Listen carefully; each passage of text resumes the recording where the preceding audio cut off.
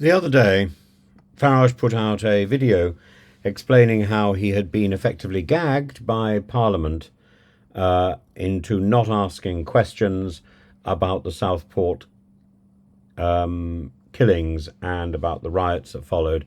In critiquing Farage's video, which he put out then on the Southport case, let's begin with his insistence on a supposed cover-up.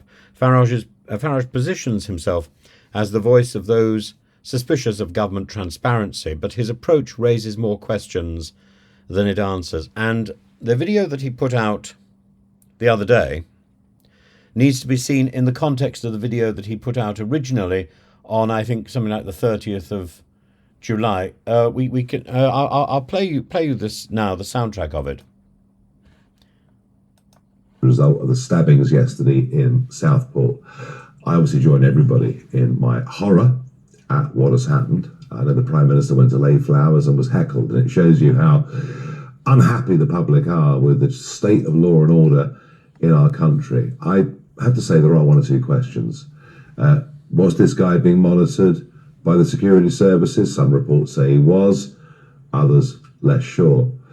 The police say it's a non-terror incident, just as they said the stabbing of an Army Lieutenant Colonel in uniform on the streets of Kent the other day was a non-terror incident. I just wonder whether the truth is being withheld from us. I don't know the answer to that, but I think it is a fair and legitimate question.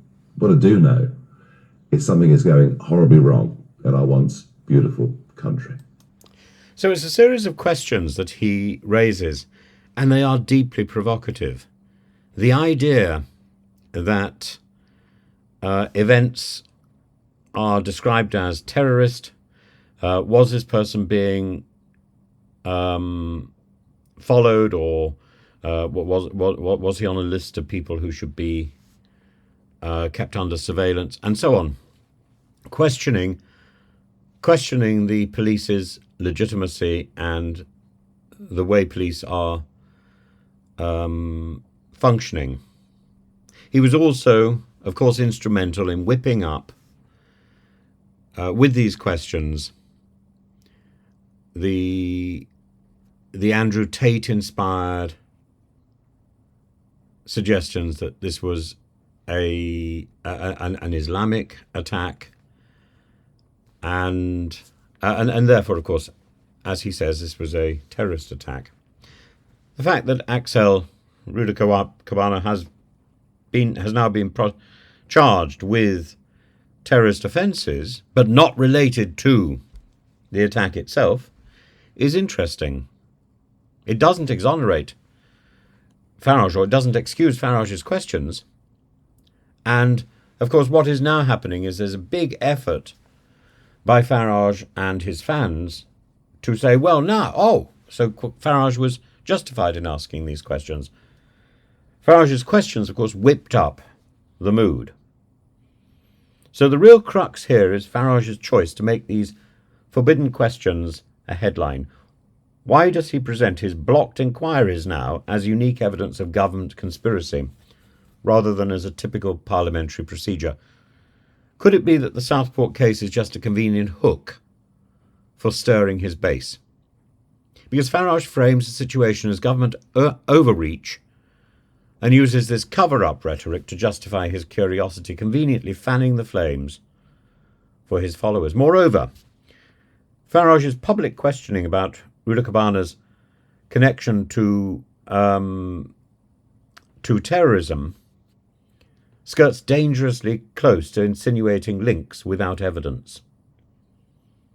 While he's quick to condemn what he sees as a lack of transparency, he's notably less clear on how his speculations serve public interest. Prime Minister Keir Starmer's rebuke that MPs can either support the police or undermine them rings particularly true here. Farage's tendency to fuel speculation only muddies the waters, risking misinformation in the name of so-called transparency. And this is why I'm not going to play Farage's talk from the other day.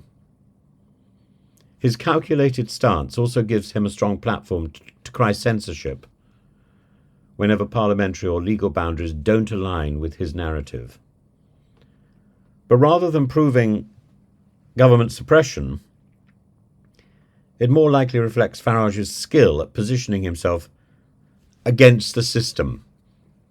In the end, he's less the champion of transparency than a master of grievance politics, using his platform to create intrigue where facts would simply not suit his narrative. This is about Farage's base. And when he's advised he's gone too far, he says, well, that wasn't me, that was Andrew Tate. I was relying on somebody else. Sorry, that's my Cary Grant impression from Some Like It Hot.